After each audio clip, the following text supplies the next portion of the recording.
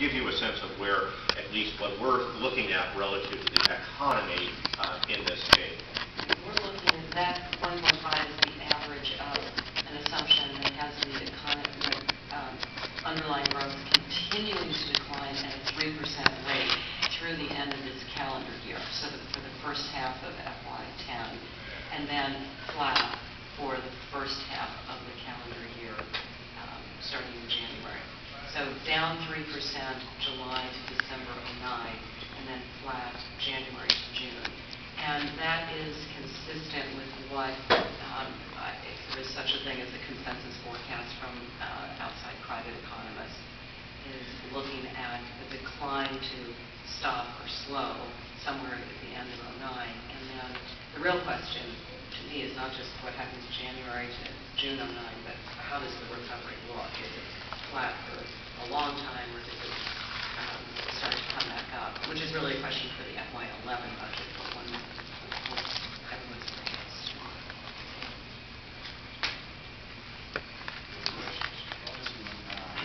On cigarette taxes, we know where the money is dedicated to go, but with the federal government adding 60 cents to tax to the cigarettes, and the governor asking for wherever our state houses are going to send it. How do you see that affecting us as far as funding for the disabled population? I'm thinking we had it flat, but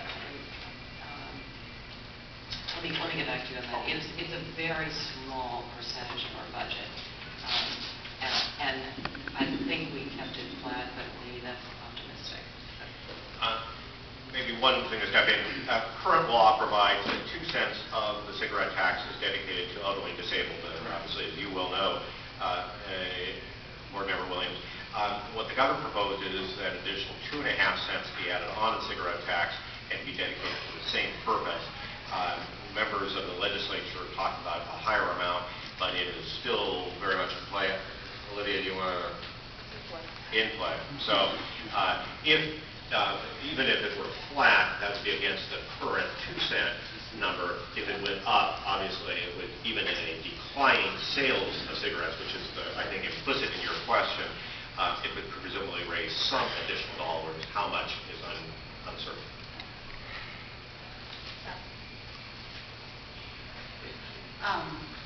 You mentioned the stimulus money coming our way, and most of it, as Neil, I think, and Fred have described this in the past, have been projects.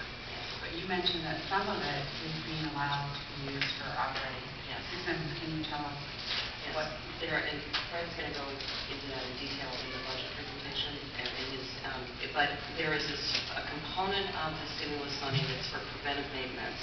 And that is, we are able to use that to offset what is in our budget operating costs. So we have taken the amount as much as we can in this year, and we save some for next year as well to offset service cuts. But it's in that very narrow category of preventative maintenance. It is not operating. In the sense we could not pay operators, for example, that we could not pay the other areas. It is only in that narrow category of preventative maintenance, and by being able to utilize some of that, we're essentially able to offset some of the general fund that currently is being used for preventive maintenance, and we've taken 100% of that offset and used it to reduce the amount of service that we would otherwise have to reduce. Thank you. Okay, good questions. Thank you, Beth. We have a motion on the consent agenda.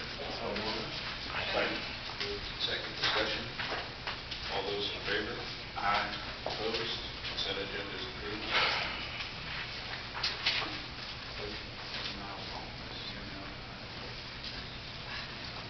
Resolution 090431, authorizing a grant application to the MTA. Mr. General Manager.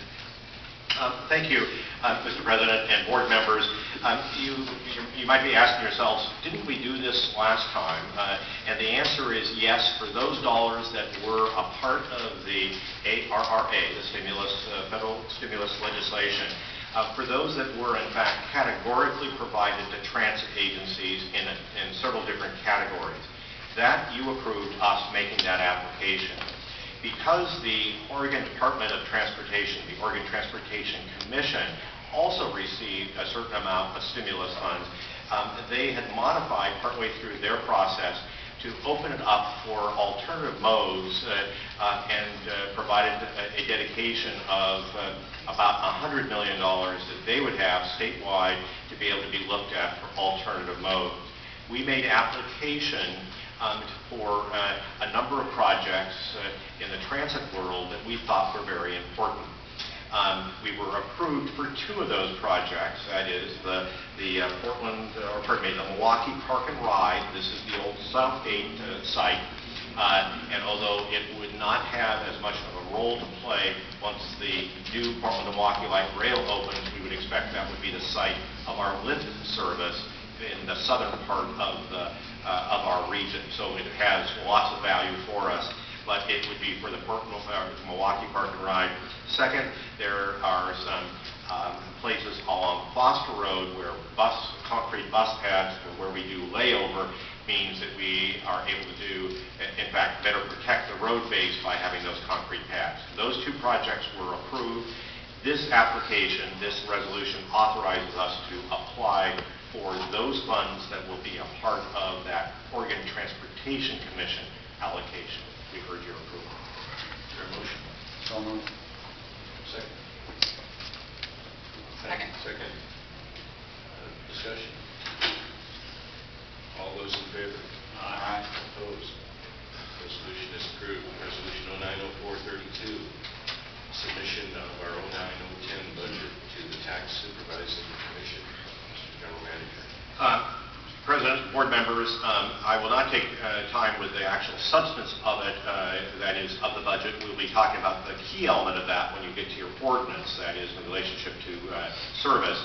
All I would indicate here is, as Beth indicated earlier, what you're approving here is not the budget as such. That will come in June. What you're approving here is the submission of this to the Tax Supervising Commission, Coordinating Commission, and so they will have then their review. Ultimately, if there are changes to be made, that is what you will then be looking at come June in the actual approval. But this resolution would merely authorize, and that's probably a better word than approve, but authorize the submission of the budget, the proposed budget for FY10 to the Tax Supervising Coordinating Commission. Pardon me, Supervising and Conservation Commission. Is there a motion? Second. Second. Discussion. All those in favor? Aye. Opposed? Resolution is approved. Resolution 090433, authorizing a contract for environmental analysis for the Lake Oswego to Portland Transit Corridor. Mr. General Manager. Thank you, Mr. President, board members. Obviously, as we look to the future and a returning healthier economy, we want to be able to be prepared for projects.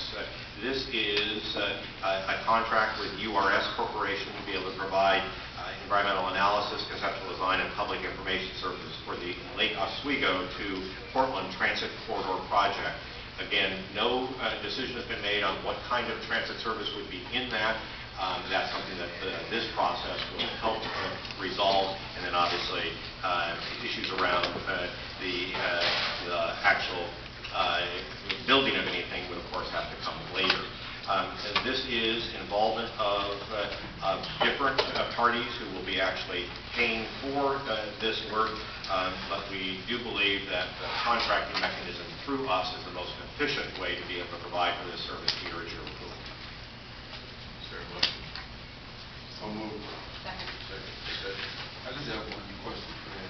I noticed here it says board authorization is required for personal services contracts obligated TriMet to pay on an amount exceeding $150,000. Do we have any idea what that amount will be? The budget for this contract is just under $2.3 million. The element that you're referring to, which is in the reasons for the board action, is your cap that says you expect to see anything that's above that level. Well, of that 2.3, or is it divided equally among?